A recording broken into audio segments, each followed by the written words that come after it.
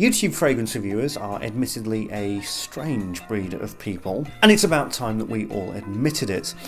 Going on screen telling you what the best smelly liquid to buy and what the best smelly liquid to smell is admittedly a bizarre way to spend your time as an adult. But we do it all for your entertainment in the hopes that you yourself can find a special bottle of smelly liquid that you can love as much as we love ours. However, there have been some people on the internet who have been so expressive, so oozing with passion, that they have convinced all of you that their favourite bottle of smelly liquid is the best bottle of smelly liquid. I'm just going to come out and say that I could easily do 5, maybe 10 plus videos on this subject.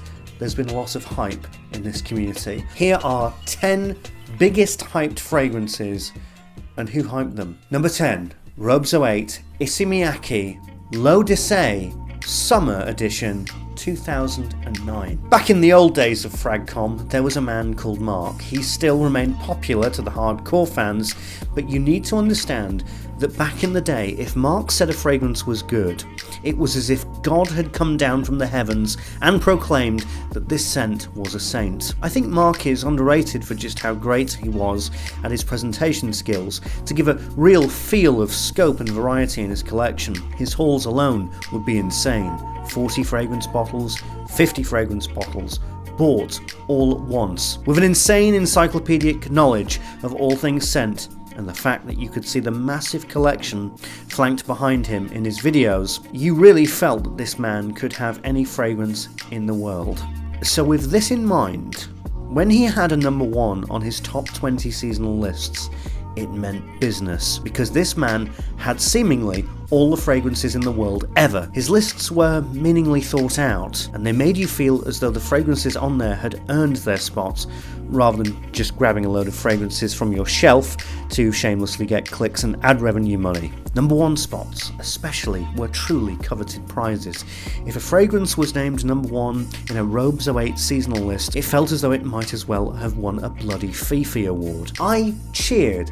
Am I actually admitting this? Okay. I legitimately cheered when Millésime Impérial was number 1 on one of his niche summer lists. Better than Scotland winning the World Cup. Not that anybody would know what that feels like. One of the most unique fragrances that constantly and consistently made number 1 was L'Eau d'Issey Summer Edition 2009. This fragrance would beat some of the most well-respected and beloved designer fragrances ever. The guru could have picked Acqua di Gio, Allure Homme Sport, or many of the others that era had to offer. But strangely, this 2009 Summer Edition, of all things, kept winning.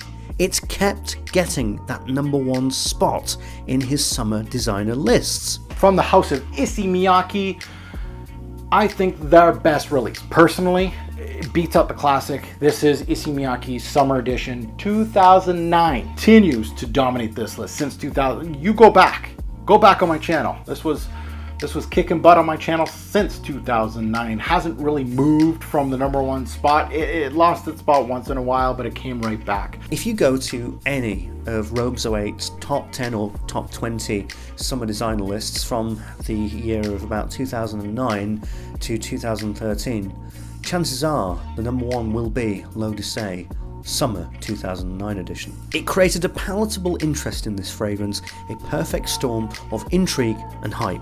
What fragrance could be so good that the guru himself would keep giving it number 1 over and over again, despite the obvious abundance of fragrances he could have selected? The fact that it was also very rare, with it being a limited edition and a summer edition of all things, pumped people's interest even more. The fact that there are still plentiful eBay listings of this fragrance for hefty prices is a testament to the stage that Mark gave this fragrance. I've unfortunately never smelt it, although I do have the 2012 edition, which Mark himself has said is the closest version since to smelling like the 2009. So even though I may never smell the 2009 edition of L'Eau d'Issey, I can die a happy man knowing that I've got the next best thing. Number 9, Hiro Yokozuna Musk Ravageur. Speaking of the older fragrance community, the man, the myth, the hype. The hero we didn't deserve but we all needed.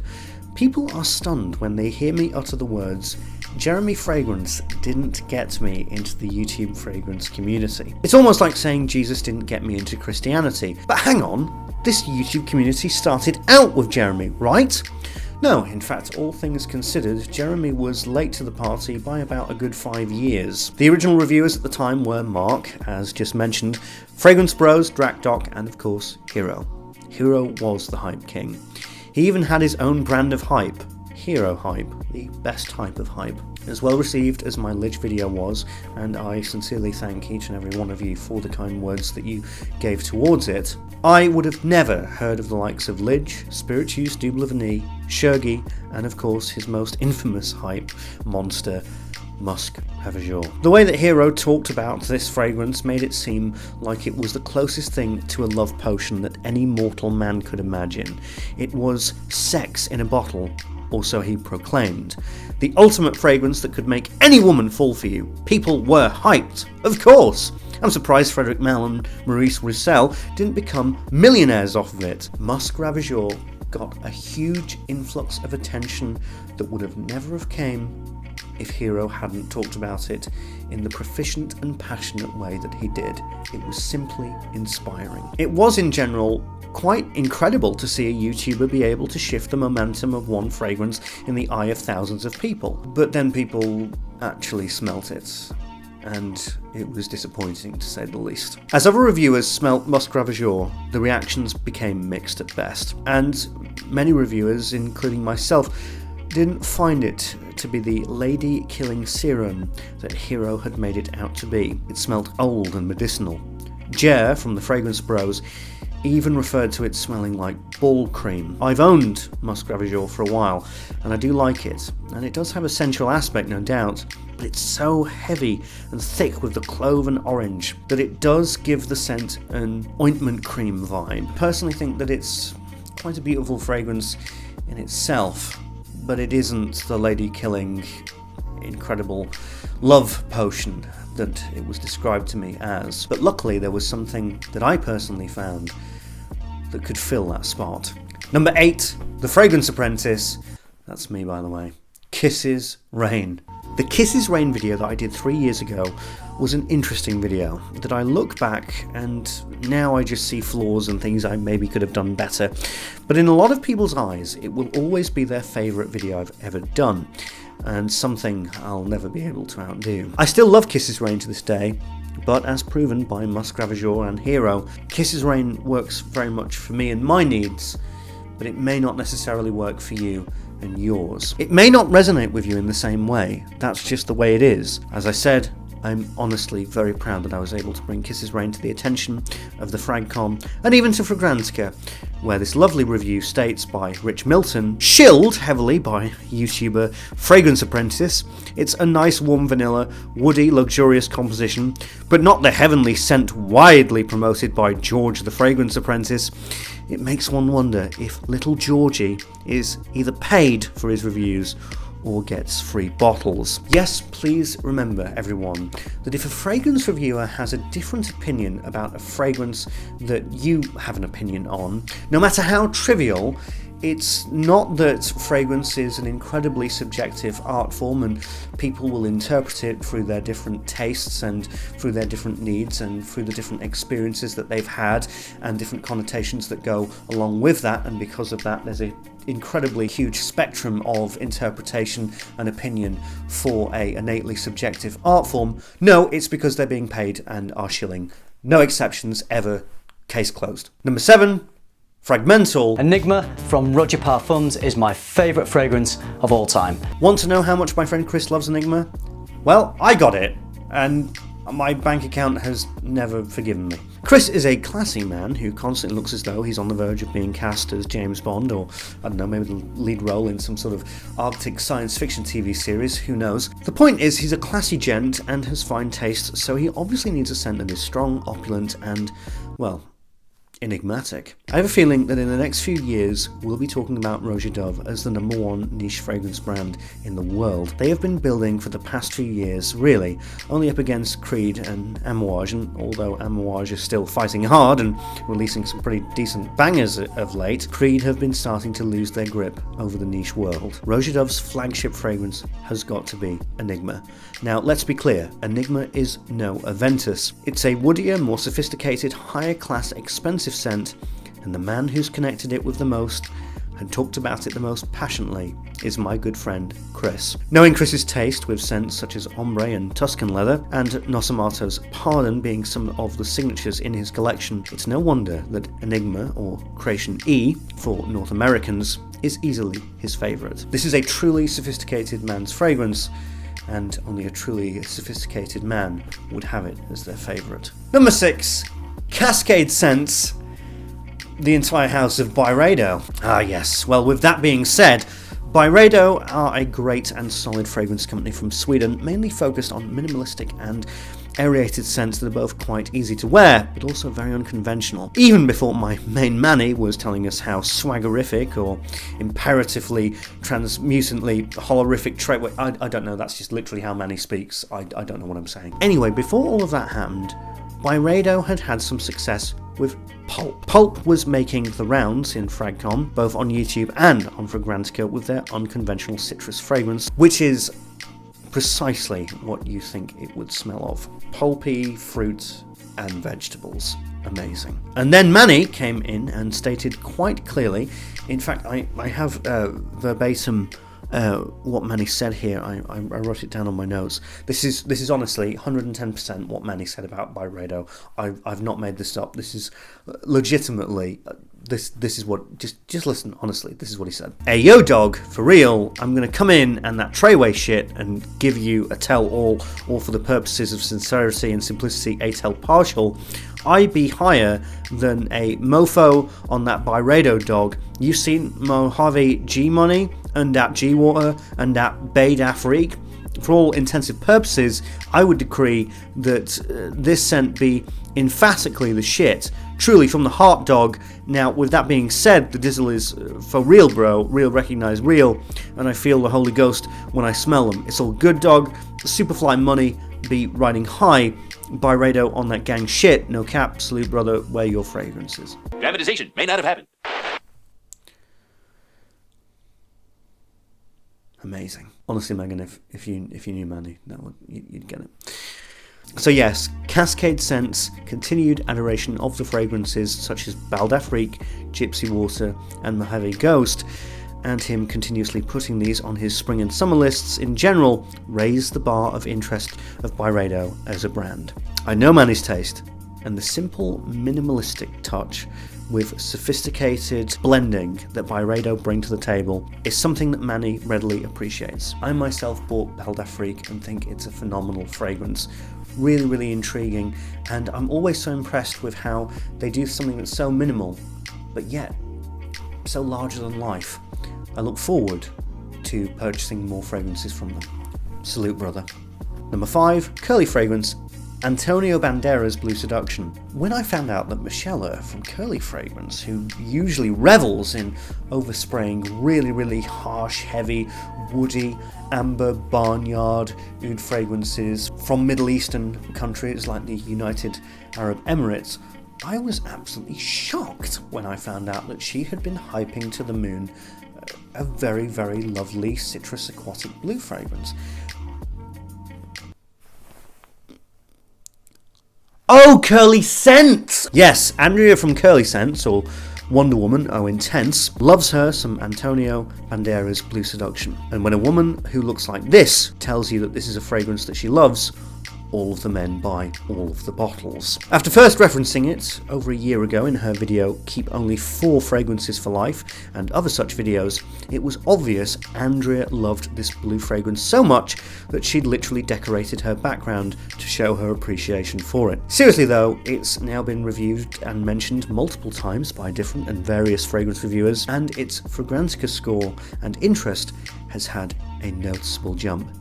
Even Jeremy referenced it a couple months ago. Come on, Jezza, mate, keep up. Number 4, Jeremy fragrance. Montblanc Individual, of course. Speaking of German whirling dervish, there's evidence to suggest that not only did Jeremy Fragrance hype this to the moon, but he may have also saved this fragrance from discontinuation. As we've talked about in previous videos, Creed and Montblanc have a history together, with Montblanc cloning Aventus.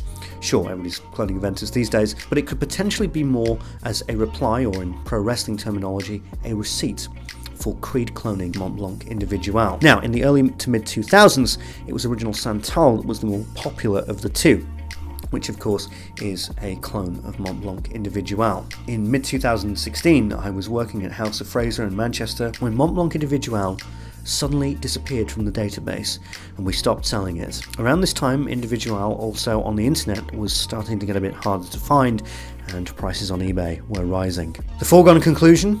Santal had won this clone war, and Montblanc, who at the time were now focusing on their Legend line and maybe wanted to do some spring cleaning, were wanting to get rid of Individual. But then, Jeremy uttered the now infamous words, "Hickory dickory dock, this fragrance will get you fuck." Pretty certainly said that. Now I know what you're thinking, was the duck that he was talking about Rich Mitch? Yes, that's confirmed, that's now in fragrance law canon confirmed. Jeremy basically told every horny teenage male ever who wanted to attract potential sexual partners that Fragrant Jesus had answered this prayer personally and its name was Montblanc Individual.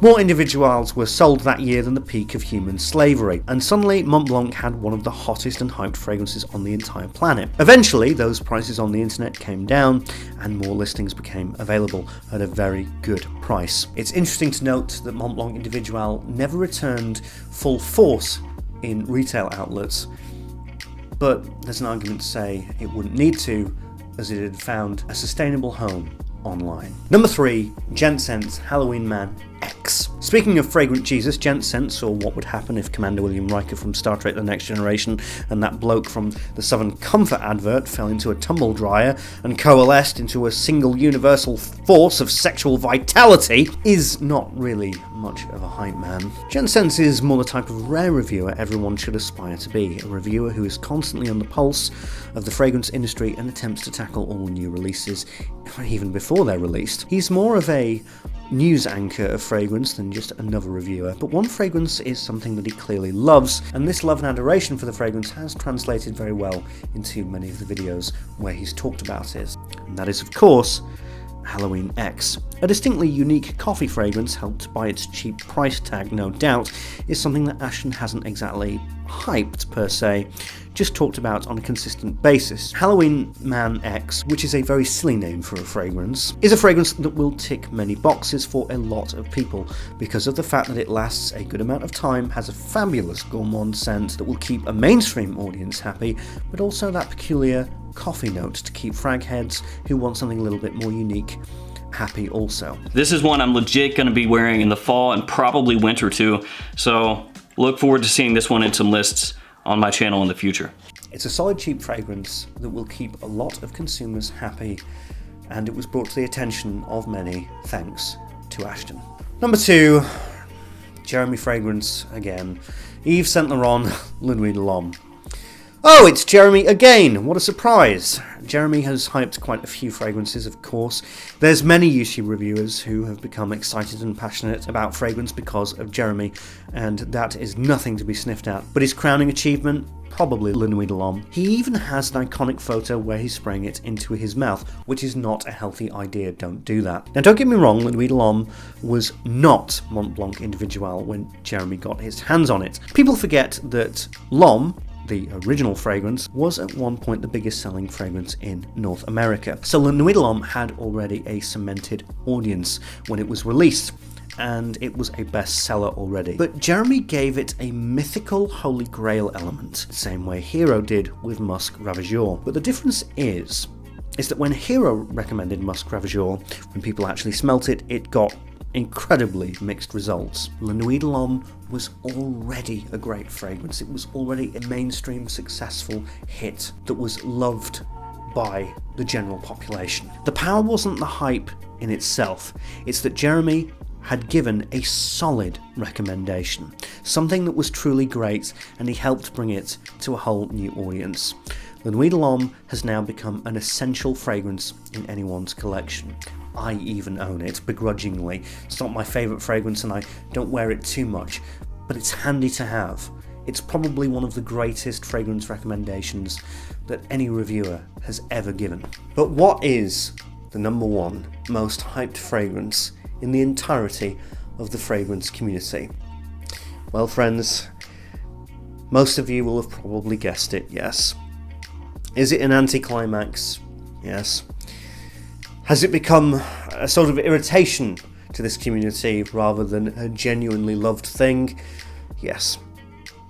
The number one most successfully hyped fragrance in the whole of FRAG-MENTAL is Ferragamo's F Black, successfully hyped by Chad from A Gentleman's Journey. What an incredible, beautiful, bald-headed bastard this man is. He even got Jeremy. Yes, Jeremy bought it because of Chad's recommendation. And alright, fine, I'm joking. The number one most hyped fragrance in the entirety of FRAG-MENTAL is Creed's Aventus, hyped by everybody. Yes, we're all to blame for this situation. Even those of you who hate and despise Creed's Aventus has added to the popularity of Creed's Aventus. Mark Robes08 has even distinctly said he will never review this fragrance because it's just so damn popular. It has become a mythical figure, and what's unique about it is that not one individual person can be linked to its hype. And now, because of it, its popularity is absolutely insane. There's even Facebook fan groups about Aventus. That's not normal behaviour. Accompanied by also its approximately 6.8 billion clones, Creed's Aventus is the fragrance that has brought us all together to either love it or bash it, and it's not going away anytime soon. And that's the list of the most hyped fragrances in the fragrance community. Now, before you start and say, George, what about this? And what about this person hyping that? And that person hyping this? I get it, I understand, and I will probably reluctantly have to do as many sequels as there are Aventus clones. Like I said at the beginning of the video, there's been a ton of hype in this community. And you know what? Long may it continue. FRAG-MENTAL started a long time ago, 2008, 2009, and 10 years later, over 10 years later, it's still as strong as ever. Well done, FRAG-MENTAL. Let the hype continue. I'm the Fragrance Apprentice, and I'll see you soon.